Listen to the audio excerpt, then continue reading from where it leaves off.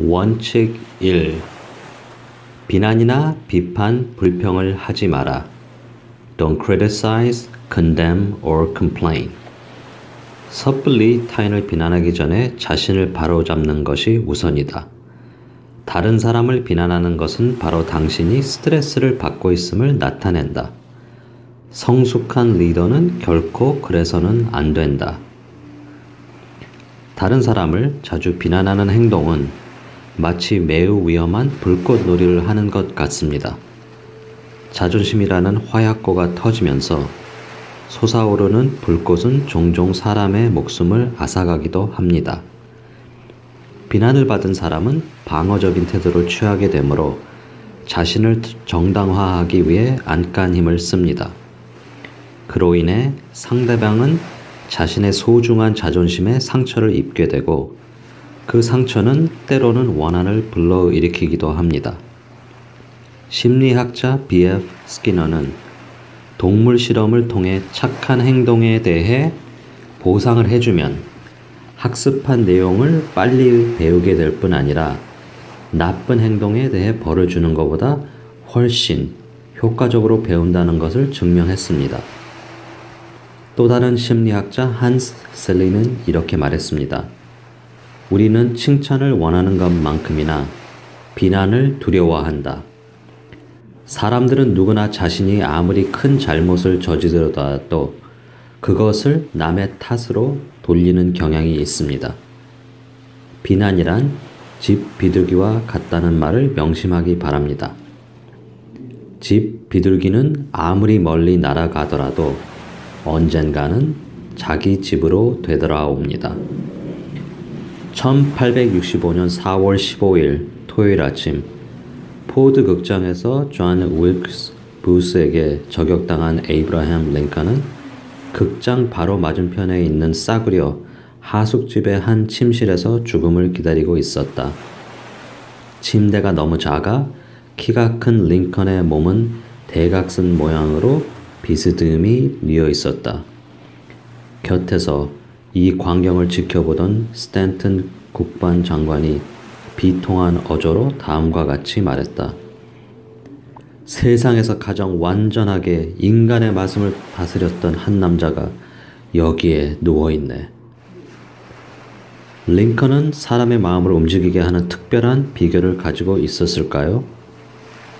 나, 데일 카네기는 그것을 알아내기 위해 10년 동안 링컨의 생애를 연구했으며 3년에 걸쳐 잘 알려지지 않은 링컨, Lincoln the Unknown 이라는 책을 썼습니다. 나는 누구보다도 철저하게 링컨의 인간성과 가정생활을 연구했으며 특히 링컨의 인간 관계에 대해서는 심혈을 기울였습니다. 그가 세상에서 가장 인간의 마음을 잘 다스렸다 할지라도 그 역시 남을 비난하지 않았을까요? 그는 젊은 시절 인디애나 주 피존 크리크 밸리라는 시골에 살았는데 비난하기를 좋아했을 뿐 아니라 상대방을 조롱하는 시나 편지를 써서 사람들의 눈에 잘 띄는 길목에 떨어뜨리기도 했습니다. 어떤 사람은 이러한 링컨의 편지 때문에 평생 동안 그를 증오하게 되었다고 합니다. 일리노이주 스프링필드에서 변호사 개업을 한 후에도 종종 다른 사람을 비난하는 글을 써서 신문에 기고했는데 한 번은 이 때문에 큰 일이 벌어지게 되었습니다. 1842년 가을 링컨은 제임스 쉴즈라는 허영심 많고 싸우기 좋아하는 아일랜드 태생의 정치가를 인신 공격했습니다. 그를 풍자하는 글을 스프링필드의 저널지에 익명으로 기고한 것입니다.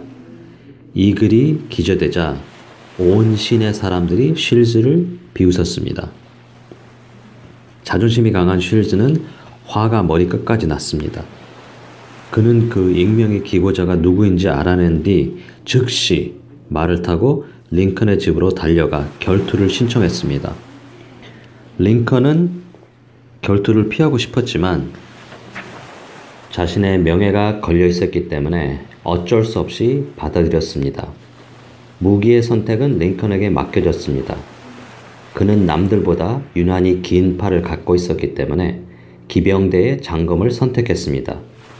그리고 웨스트포인트 육군 사관학교 출신의 친구로부터 장검 서형법을 배웠습니다. 드디어 결투일 미시시피 강변의 모래사장에서 만난 두 사람. 하지만 결투가 시작되려는 순간 입회인들이 중재에 나서는 바람에 간신히 위기를 모면할 수 있었습니다. 이 사건으로 링컨은 인간관계에 있어 귀중한 교훈을 얻게 됩니다. 그 이후 링컨은 두 번 다시 남을 모욕하는 편지를 쓰지 않았고 남을 비웃지도 않았습니다. 그리고 어떤 일이 있어도 남을 비난하는 일은 절대로 하지 않았습니다. 시어도어 루스벨트 대통령은 어떤 난관에 부딪히면 습관적으로 거실벽에 걸려있는 링컨의 초상화를 쳐다보며 링컨이라면 이 문제를 어떻게 처리했을까? 라며 골똘히 생각에 잠기곤 했습니다. 남을 공격하고 싶어질 때는 루스벨트 대통령처럼 링컨을 떠올려 보는 것이 어떨까요? 남의 결점을 고치려는 노력은 분명히 칭찬받을 가치가 있습니다. 그러나 그것은 먼저 자신의 결점을 고친 후의 이야기입니다. 섣불리 타인을 지적하기보다는 자신을 바로잡는 것이 우선입니다. 공자는 자기 집 대문 앞은 지저분하면서 이웃집 지붕 위의 눈에 대해 시비하지 말라고 가르쳤습니다. 사람을 대할 때 상대방을 논리적인 인간이라고 생각해서는 안 됩니다. 상대방은 감정의 동물이며 게다가 편견으로 가득 찬 자존심과 허영심에 따라 행동한다는 사실을 깨달아야 합니다. 테스를 비롯한 수많은 소설을 쓴 영문학의 귀재 토머스 하디가 미천한 사람 주들을 끝으로 장편소설을 쓰지 않게 된 이유는 도덕가들의 맹렬한 비난 때문이며 영국의 천재 시인 토머스 채턴튼을 18세의 나이에 자살로 몰아넣은 것 역시 비판 때문이었습니다. 젊은 시절 대인관계가 서툴기로 유명했던 벤자민 프랭클린은 외교적 수완과 사람 다루는 방법을 터득한 뒤 프랑스 주재 미국 대사로 임명되었습니다. 그는 자신의 성공 비결을 나는 결코 남의 단점을 들춰내지 않고 장점에 대해서만 칭찬한다라고 말했습니다. 남을 비난하거나 잔소리를 늘어놓는 행동은 누구나 할 수 있습니다. 그리고 어리석은 사람일수록 더욱 그런 행동에 집착합니다. 이해와 관용은 뛰어난 성품과 극기심을 갖춘 사람이 가질 수 있는 미덕입니다. 영국의 사상가 칼라일은 위인은 소인을 다루는 방법에서 그의 위대함을 나타낸다고 말했습니다. W. 리빙스턴 라니드의 아버지는 잊어버린다는 아주 작은 진실이지만 깊은 감명을 주는 글로 많은 독자들의 심금을 울린 글입니다. 이 글은 수백 군데 잡지와 신문에 게재되었고 수많은 외국어로 번역되었습니다. 아버지는 잊어버린다. W. 리빙스턴 라니드. 아들아, 잘 들어라. 나는 내가 잠들어 있는 동안 이야기하고 있단다. 내 조그만 손은 뺨 밑에 끼어 있고 금발의 곱슬머리는 촉촉한 이마에 붙어 젖어 있구나. 나는 내 방에 혼자 몰래 들어왔단다. 몇 분 전 서재에서 서리를 읽고 있는데 후회의 거센 물결이 나를 덮쳐왔단다. 나는 죄책감을 느끼며 내 잠자리를 찾아왔다. 아들아, 그동안 너한테 너무 까다롭게 대해왔던 것 같구나.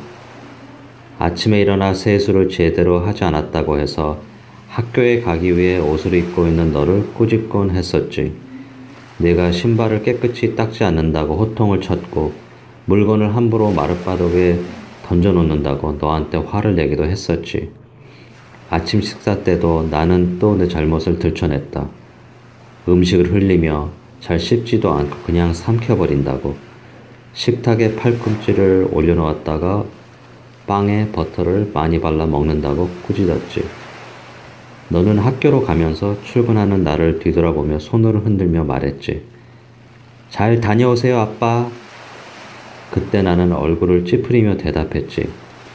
어깨를 펴고 걸어라. 얘야, 너는 기억하고 있니? 내가 서재에서 서류를 읽고 있을 때 너는 경계에 눈빛을 띠고 겁먹은 얼굴로 들어왔잖니.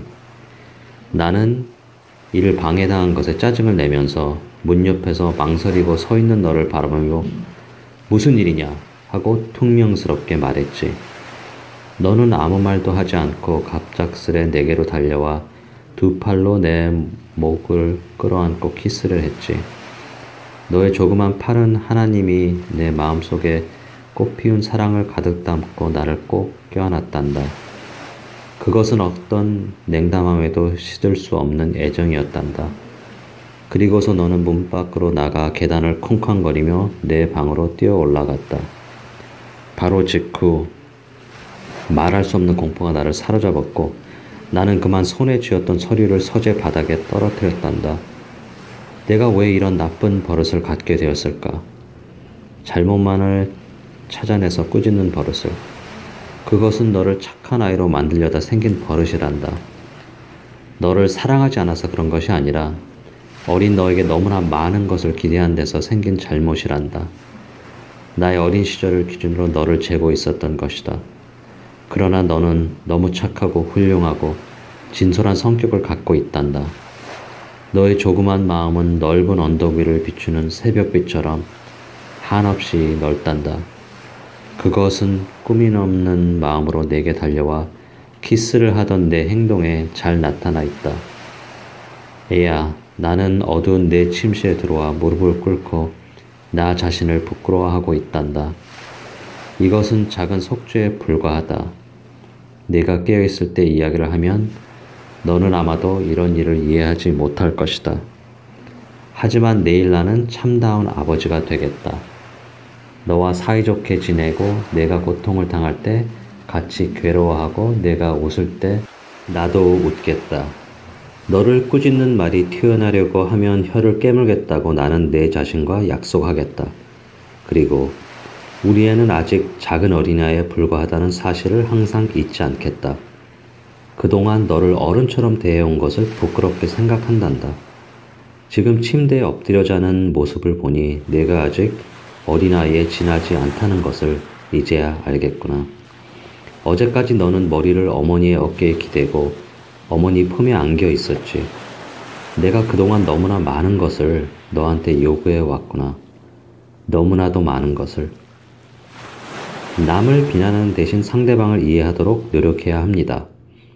어떤 이유로 상대방이 그런 일을 저지르게 되었는지 깊이 생각해 보아야 합니다. 그것은 비난보다는 훨씬 유익하고 흥미롭기까지 합니다.